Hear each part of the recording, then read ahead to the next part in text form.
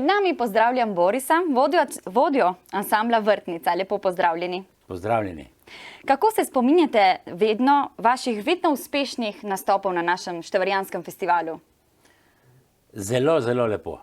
In mislim, da je to eden najlepših festivalov, kar jih obstaja sploh v Sloveniji in v zamejstvu.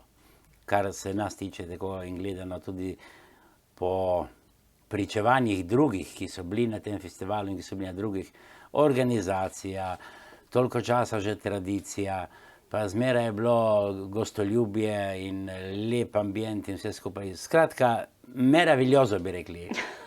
No, najlepša hvala za vse te komplimente. Kako ste praznovali takrat ob zmagi?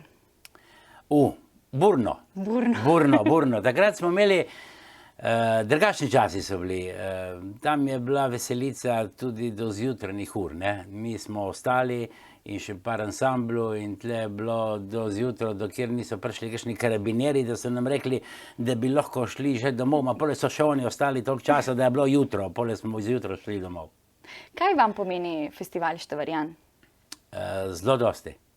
Nam pomeni veliko. Mi smo začetke začeli v Števerjanu že 90. leta z zmago občinstva in potem smo samo nadaljevali. In skratka, veliko nam pomeni. Blizu je pa tudi ena tradicija, ki pa še to je, da si poznal sem osebno tudi, poznam gospoda Hledeta, vašega prvega predsednika, kako je bilo, in vodja ansambla tle Števerjana.